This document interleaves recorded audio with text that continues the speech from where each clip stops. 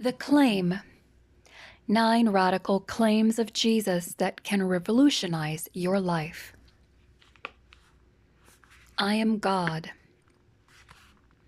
Here's a trick question for you. Have you ever been an alcoholic? The reason that's a trick question is because it is impossible to answer that question with a yes. No human being can say, yes, I once was an alcoholic. For it is now an uncontested truth that once you become an alcoholic, you will remain an alcoholic for the rest of your life. Yes, of course, a reformed or recovering alcoholic to be sure, but nevertheless, an alcoholic. I have a little book in my library entitled 24 Hours a Day. It's a year's worth of daily readings written especially for recovering alcoholics. It's part of the Alcoholics Anonymous strategy of keeping reformed alcoholics faithful to the life of sobriety that they've chosen to seek. And so whether you're an alcoholic or not, here's what you would read on the morning of June 1st. Some things I do not miss since becoming dry. That overall awful feeling physically, including the shakes, a splitting headache, pains in my arms and legs, bleary eyes, fluttering stomach, droopy shoulders, weak knees, a 3-day beard, and a flushed complexion. Also facing my spouse at breakfast. Also composing the alibi and sticking to it. Also trying to shave or put on makeup with a shaky hand. Also opening up my wallet to find it empty. I don't miss these things, do I? And of course, the answer to the rhetorical question is certainly intended to be no. For who would miss a life of such despair? But this small volume isn't only about a despair that is past. It also describes a joy that is present. And on June 4th, you would read the following words. Some things I like since becoming dry. Feeling good in the morning. Full use of my intelligence. Joy in my work. The love and trust of my children. Lack of remorse. The confidence of my friends, the prospect of a happy future, the appreciation of the beauties of nature, knowing what it is all about. I'm sure that I like these things, am I not? And of course, what recovering alcoholic wouldn't exclaim yes? Why, just this last week I was chatting on the sidewalk with one of my parishioners. And when the conversation had ended and we were heading towards our cars, he turned around and called to me. And by the way, Pastor, it's been almost 2 years, and I have not had a single drop of alcohol. The grin on his face was confirmation enough. I'm sure that I like these things, am I not? But let's set aside alcoholics for a moment. Here's a second question for you. Have you ever been a sinner? Well, just like the first question above, this one is just as tricky. Because if your answer is yes, then it means you still are. For the truth about life on this planet is that once a sinner, always a sinner. Oh, yes, like the alcoholic, it is possible to be a recovering and reformed sinner. But you are a sinner nonetheless. Which makes us sinners and alcoholics very much alike, does it not? Because there's no difference between us. No difference in the degree of our struggles. No difference in the scars from our battles for freedom. No difference at all. I don't know your personal story, but after 20 years of pastoring, I know our shared journey. And I know that there is a whole planet full of us with battered down and bloodied up lives. You would never guess it, looking into our well-manicured faces, with our smiling masks that keep parroting the reply, "I'm fine, thank you. How are you?" In answer to "How are you doing?" Nobody could possibly guess that our marriage is in shambles, or our kids are in counseling, or our careers are in receivership. After all, if there's anything our society has taught us, it is to always look like a blossoming success. Though, more often than not, we feel like blooming idiots, trying so hard to look like what we're not. But we go on trying, miserably trying, don't we?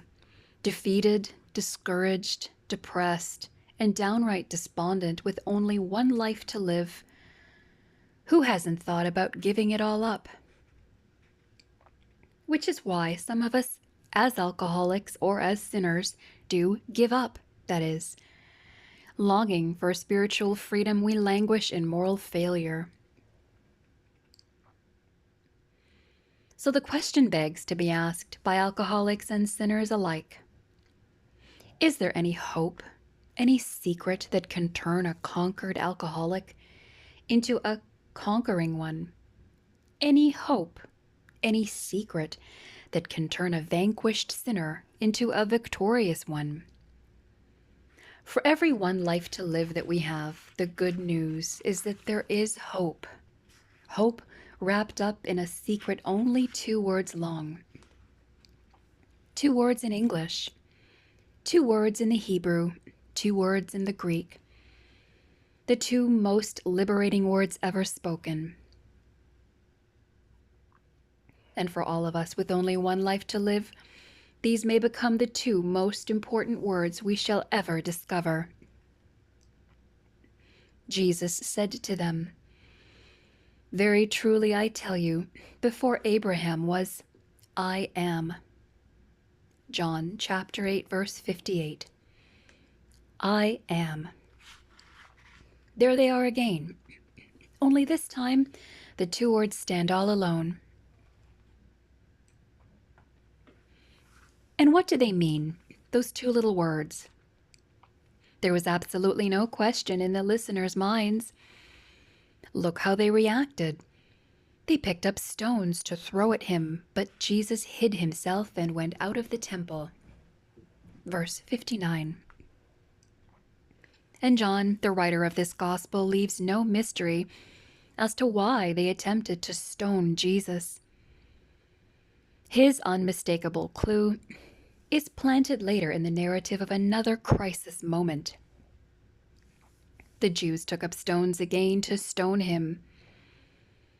Jesus replied, "I have shown you many good works from my Father. For which of these are you going to stone me?"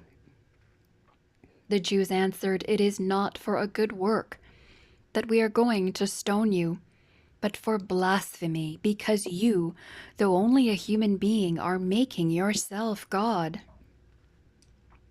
Please refer to John chapter 10, verses 31 to 33. No question, the Jews understood the meaning of Jesus' 2 words, I am, because they all knew the story. Have you ever watched a pile of dry autumn leaves burn? The word isn't burn, is it? It's more like they erupt or explode. Especially if you've got a stiff October wind blowing. My mother always worried about my becoming a pyromaniac because I was utterly fascinated with fire as a boy. I must confess I still am. For who doesn't enjoy the thrill of watching that enormous pile of dry, brittle, fallen leaves explode into a roaring orange ball of flame? You almost hate to see the pile incinerated so quickly. But then, that's what is supposed to happen when you burn up leaves. They become consumed and turn to ashes. Which is why Moses can't believe his eyes, because the leaves aren't burning up. Only they're not in a raked pile, they're growing on a bush, A bush that simply refuses to burn up in that roaring orange conflagration. Wide-eyed with gaping mouth, the wilderness shepherd draws closer to this amazing spectacle. Read it for yourself. This story the Jews who almost stoned Jesus knew so well. Moses looked, and the bush was blazing, yet it was not consumed. Then Moses said, I must turn aside and look at this great sight and see why the bush is not burned up. When the Lord saw that he had turned aside to see, God called to him out of the bush, Moses, Moses. And he said, Here I am. Then God said, Come no closer. Remove the sandals from your feet, for the place on which you are standing is holy ground. And Moses hid his face, for he was afraid to look at God. See Exodus chapter 3, verses 2 to 6. But once Moses got a handle on his quaking heart, he was able to calm his voice long enough to ask the name of this voice that called to him from the burning bush. And God said to Moses, I am who I am. Verse 14. The Jews all knew the story of Exodus 3. And when Jesus stood before them and dramatically declared, Before Abraham was, I am, they knew exactly what he was claiming to be, the great I am God of the Old Testament, the self-existent and eternal one, the great creator, God of the universe, the God of the burning bush. And so they took up stones to kill him. And what shall we do with Jesus' incontrovertible claim to divinity, we who live 2 millenniums later? For it is very evident, we can't miss it, he is claiming to be God. So shall we stone him too? No, not us. And besides, that would be too violent, too bloody, too messy. And so the rocks we hurl are of a much more sophisticated nature. We stone him with our silence, our stony silence. After all, trying to survive as we are in the fast track of the modern world, who has time anymore for this same Jesus? No, we wouldn't stone him. Dismiss him, maybe. Ignore him. Belittle him. Forget him. Reject him, perhaps, but not stone him. But why? Could it be we still don't know who he really is? How shall we answer the old King James query, What think ye of Christ? Please read Matthew, chapter 22, verse 42. There is no point in trying to prove the divinity of Jesus Christ right here. The fact of the matter is there's no need to, for we have just read his own claim to divinity, a claim that he exercises in the opening story of John's same chapter, the tale of the woman caught in adultery. Have you ever read it? The early morning sun is streaking its golden rays through the dusty air of the temple portico, air glistening with the dust of 1,000 sandals that have choked their way into the sun-bathed courtyard of Jerusalem's temple. They've come early, the masses of the holy city, because they want to see Jesus. He doesn't disappoint them as he climbs a few marbled steps higher to the crowd, so they can see him. There beneath the early morning sky, Jesus does what he always did whenever he had a crowd. He tells them stories about their Father in heaven.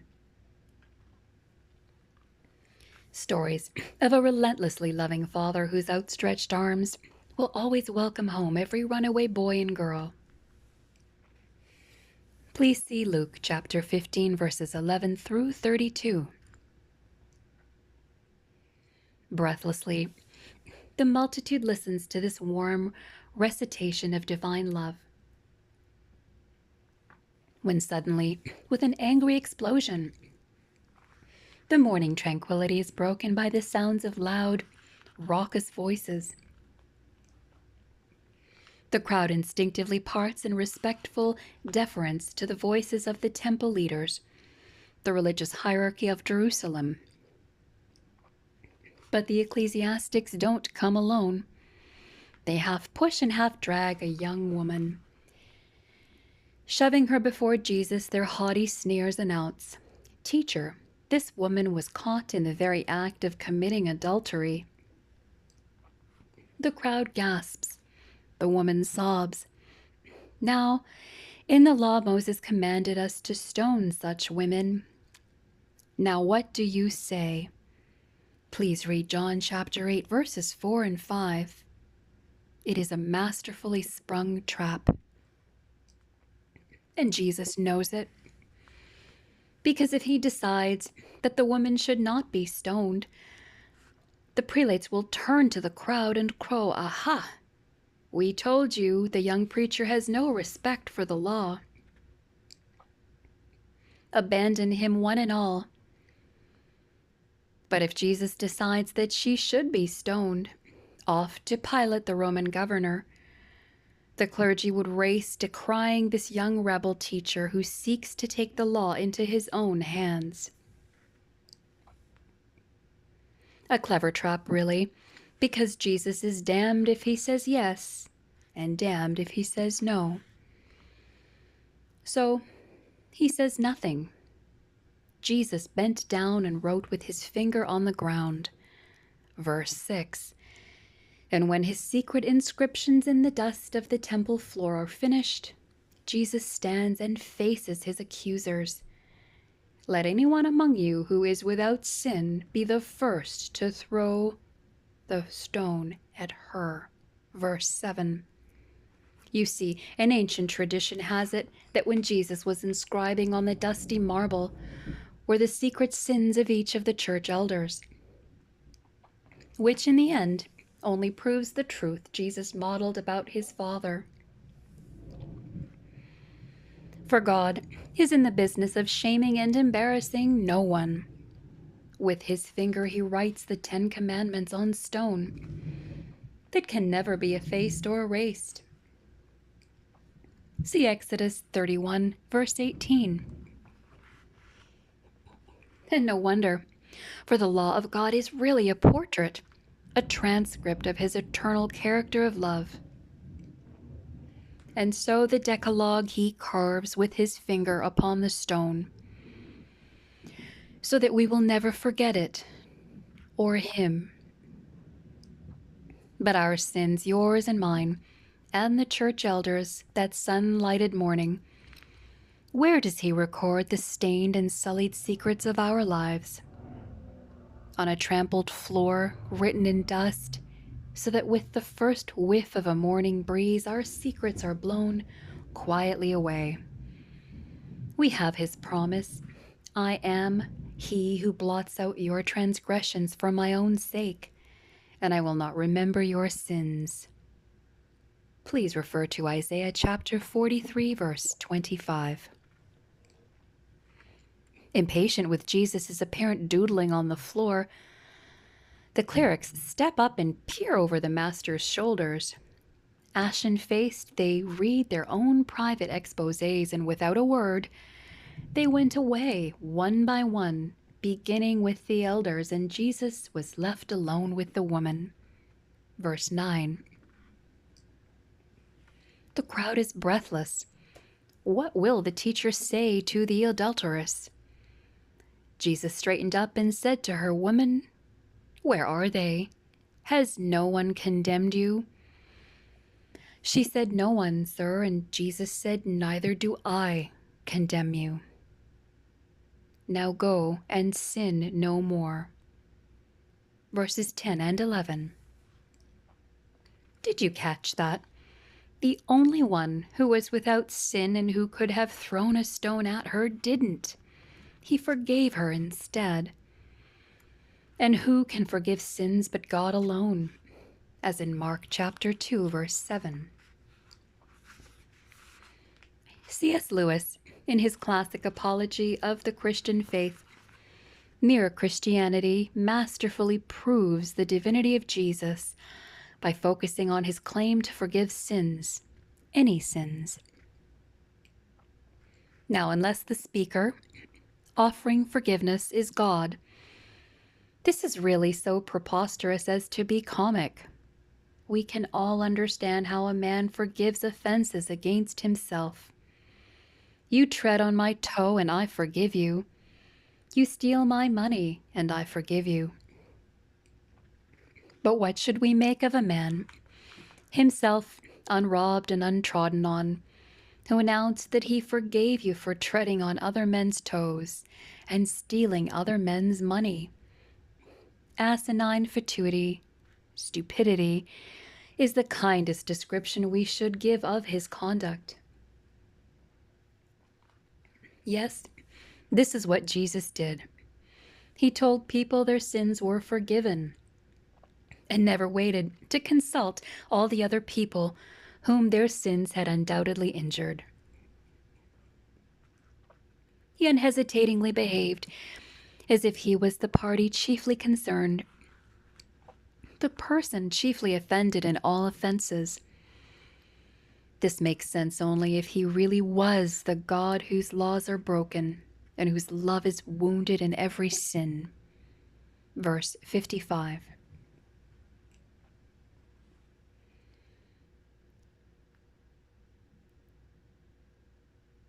Neither do I condemn you. Go your way, and from now on do not sin again. Very truly I tell you, before Abraham was, I am. So they picked up stones to throw at him. John chapter 8, verses 11, 58, and 59. Lewis concludes a man who was merely a man and said the sort of things Jesus said would not be a great moral teacher. He would either be a lunatic, on the level with the man who says he is a poached egg, or else he would be the devil of hell. You must make your choice. Either this man was and is the Son of God, or else a madman, or something worse. You can shut him up for a fool. You can spit at him and kill him as a demon. Or you can fall at his feet and call him Lord and God. But let us not come with any patronizing nonsense about his being a great human teacher. He has not left that open to us. He did not intend to. Page 56. From the book Mere Christianity by C.S. Lewis. Before Abraham was, I am. So the question repeats itself. What difference does Jesus' claim to divinity, to be the eternal God, the great I am, what difference does that claim make in your life? A few months ago, one of my parishioners slipped by the mailbox in front of our home and dropped this letter off without a stamp. Dear Pastor, I have just returned from a 12-step meeting. It has been a year since I attended. I have been attending church most of my life. I'm sad to say that today I felt like I was where I belonged. The other hurting people with their experiences of healing, with the help of God, did me more good than the past year in church. I wish this was not true. Through the divorce, I only felt further wounded. I have not found in the church the support, help, love, and caring through the hellish pain I have been through and continue to experience as a human being. I know that God loves me and will be with me always. Sincerely. And with that, she signed her name and ended her letter. A letter about pain in the wider community, but healing in a small 12-step group. You are acquainted with the 12-step recovery movement that has swept our nation, aren't you? In practically every burg and village, there now meets one of these small therapy groups, each a small part of a burgeoning international movement. It all began back in the 1930s with Bill Wilson and Dr. Bob Smith, two men who were on the brink of self-destruction. But, as they would later describe it, both of their lives were miraculously and dramatically transformed. And out of their joyful recovery was born the vision to reach out to fellow sufferers by forming themselves into therapy groups for mutual healing and help. The successful birth of Alcoholics Anonymous 6 decades ago has been reproduced in the conception and delivery of numerous other 12-step siblings. Groups such as Narcotics Anonymous, Gamblers Anonymous, Sex and Love Addicts Anonymous, Overeaters Anonymous, Abusers Anonymous, Workaholics Anonymous. Perhaps one of these days someone will start a Sinners Anonymous and then we can all join. Who are these 12-steppers? They are the anonymous group faces of our own pain and hurt and dysfunction and failure and sickness and despair. And most of the groups are built upon the familiar 12 steps of Alcoholics Anonymous. Here they are. 1. We admitted we were powerless over alcohol, that our lives had become unmanageable. 2. Came to believe that a power greater than ourselves could restore us to sanity. 3. Made a decision to turn our will and our lives over to the care of God as we understood Him.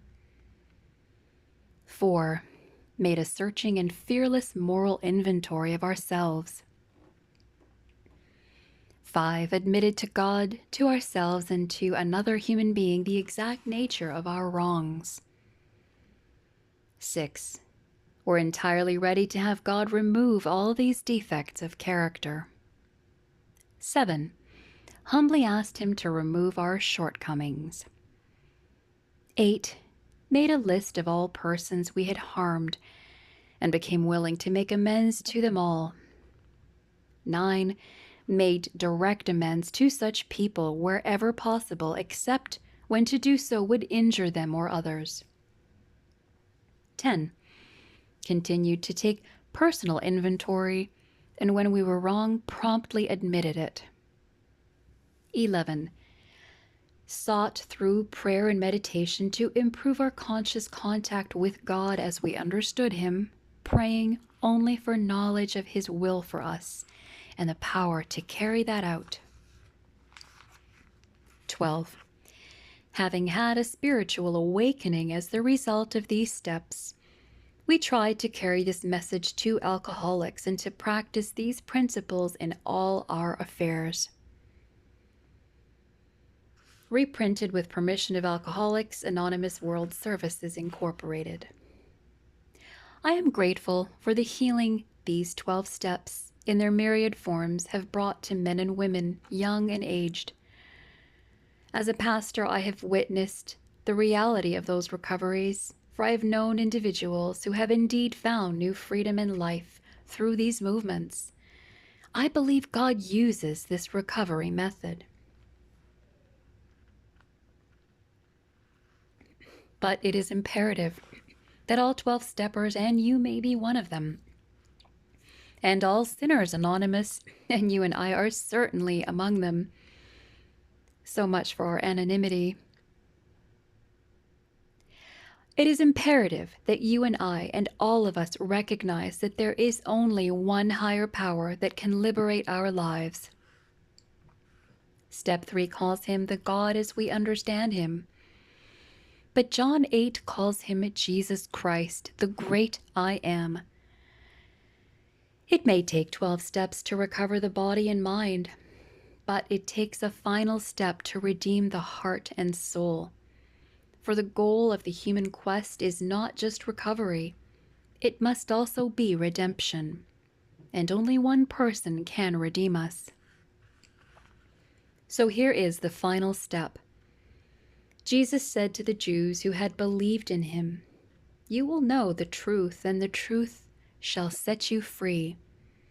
So if the Son makes you free, you will be free indeed. Please read John chapter 8, verses 31, 32, and 36. Which makes this final step the best news of all. For if your life is being held in bondage today by some addiction or dysfunction, by some guilt or fear, by some failure or hopelessness that has overpowered you, you can experience lasting freedom and lifelong healing from the one who still declares, I am. I am your forgiveness. That's what Jesus told the woman at the beginning of the chapter. I am your freedom. It's what he told the Jews in the middle of the chapter. I am yours forever is what he tells all of us at the end of the chapter. There is no higher power than me. There is no higher power than mine. I am who I am, for I am God. So declares Jesus Christ to your waiting heart and life. So, what are you waiting for? Several months ago, I found myself late one evening in a home with two friends and colleagues. We had gathered on behalf of a young man in our midst who was caught in the choking grip of an intense spiritual battle. It was as if the forces of darkness were throttling his life and body and with superhuman strength struggling to prevent the young man's freedom. By his own confession, the man described habits and a lifestyle that had enslaved him and bound him captive. I have never before in my life witnessed such an intense struggle, a battle between the forces of light and the forces of darkness. The physical manifestations made it clear that supernatural forces were struggling for mastery over the young man's life. But there in that upper room, while we prayed, the young man made a decision to embrace the I Am, who through his crimson victory on the cross has shattered the dominion and broken the power of darkness. And I witnessed a body and mind and soul set free by the triumphant death of Jesus, the great I Am. And once again it was proven true, the apocalyptic promise that this same John of the Gospel would write near the end of his life. They have conquered the devil by the blood of the Lamb. Please see Revelation chapter 12, verse 11. For the only full and forever kind of freedom in the world comes through the blood of the Lamb, the conquering and triumphant death of Jesus on Calvary. This is the final step. You see, there isn't a 12-stepper alive who would deny the horrendous battle that takes place in the human mind and body when a life is struggling to be set free. But it is the final step that brings the battling heart face to face with the only one who can promise a forever kind of victory. The one who declared, "If the Son makes you free, you will be free indeed," is the same Jesus Christ who shared in our humanity, so that by his death he might destroy him who holds the power of death, that is the devil, and free those who all their lives were held in slavery. Please refer to Hebrews chapter 2, verses 14 and 15, New International Version. Freedom is the final step, and freedom is in the final step. Freedom for the next step in your one life to live. All you have to do is reach out to this same Jesus with the quiet prayer, "Jesus, save me and set me free. I've given up trying to free myself. I need your higher power. I need your forgiving and forever freedom. Jesus, great I Am, I call on you. Please set me free." And Jesus said to the woman caught in adultery, neither do I condemn you. Go and sin no more. For if the Son makes you free, you will be free indeed. From the book of John, chapter 8, verses 11 and 36.